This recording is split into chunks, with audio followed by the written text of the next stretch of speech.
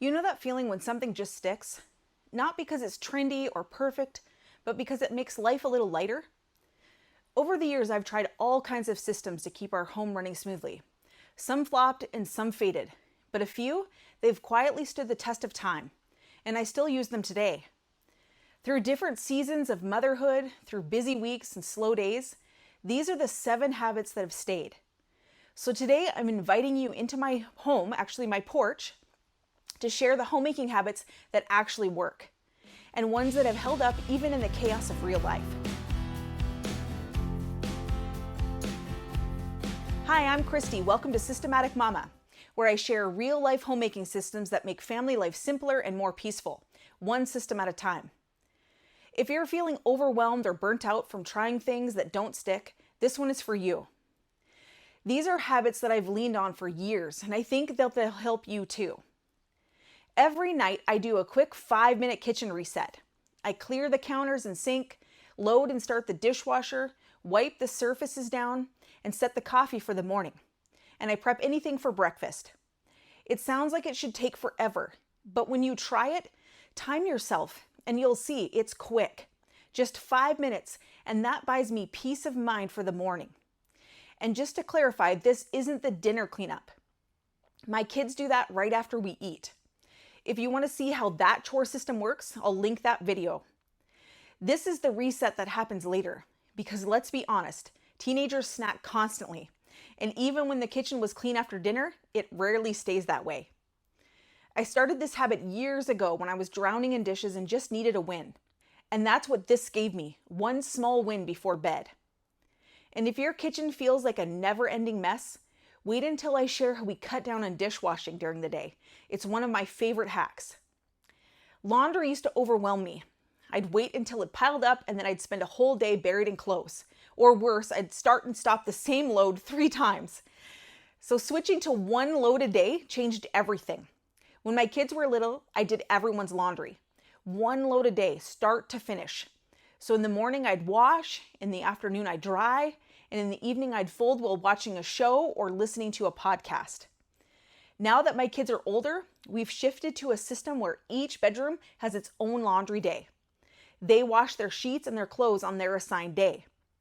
My twins share a bedroom, so they do their laundry together.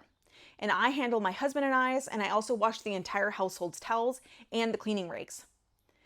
And even though it looks different now, the rhythm is still the same. One load a day, start to finish.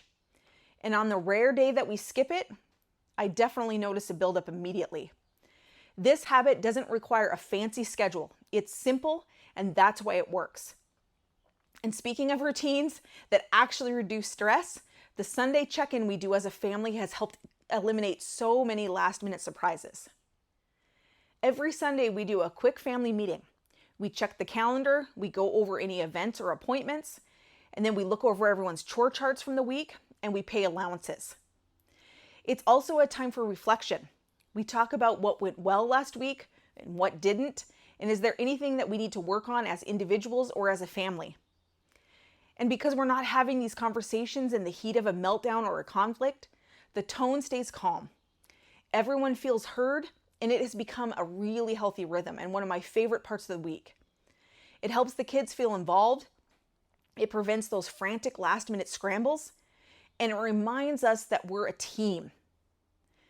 And speaking of teamwork, there's one tiny change we made that drastically cut down on cup clutter and dishes, and I'll show you that next. At one point, I felt like I was washing 15 cups a day. It was out of control. So we made a change. Each kid gets 1 cup per day and a designated spot to keep it, and that's it. It's so simple it almost feels silly, but it made a huge difference. No more mystery cups, fewer dishes, and cleaner counters. I think sometimes we overlook the small things, but this little fix has saved us hours. And if your kids struggle with keeping spaces tidy, just wait. I'll show you how we taught our kids to care for their own zone for the home. We started assigning home zones a few years ago, and each kid gets one area they're responsible for each day, and they rotate weekly. It's usually something like the living room or the entryway or the bathroom. It's not overwhelming, but it's consistent. And this teaches ownership. It gives them pride in this space, and it lifts the load off of me. It's also helped the kids see messes instead of walking past them. That awareness is such a valuable life skill. And if your kitchen counter is constantly buried in paper, I've got a simple drop zone system that keeps ours from turning into a paper avalanche. So mail, permission slips, receipts, flyers, all of it used to pile up on the kitchen counter. And I'd feel overwhelmed constantly sorting through stacks and still somehow miss something important. Now we have a small drop zone. It's not fancy. It's just a wall organizer near our back door where everything lands as soon as we walk in the door. So no more scattering papers in every room. In the evening, I take just 2 minutes to do a quick review, and I toss what we don't need and I sort the rest into a few simple categories. It's not a full-blown command center. It's just a designated home for the daily paper chaos.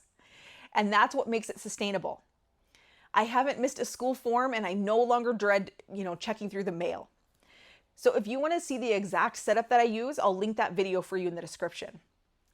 And the last habit might sound silly, but it's one of the most powerful mindset shifts I've made in homemaking. So let me explain. I started wearing inside shoes when I was pregnant with my twins. My chiropractor recommended it to help with my back and my feet and some other issues I was having. And at first it felt weird. I'd never worn inside shoes or shoes in the house before. But once I got used to it, I realized something. Putting on my shoes actually helped me shift into homemaking mode. Now I have a pair of designated house shoes, and slipping them on signals my brain that it's time to be productive. So even on hard days, when I'm feeling kind of sluggish and tired, I put on my inside shoes and something just clicks.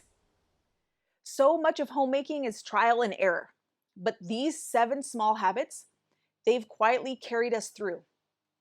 And if you're in a season where everything feels like too much, I hope this reminds you that simple works and small steps do matter. Tell me down in the comments, what's one homemaking habit that is stuck for you? And if you made it all the way to the end, drop me a home emoji in the comments because I love seeing who's here and part of this community. Remember, simplifying family life is a journey. Let's take it one system at a time together. And I want you to check out this video if you're interested in more simple steps that can take the stress out of homemaking. Thanks so much for being here. You're doing amazing and I'm cheering for you every step of the way. Until next time, keep thriving.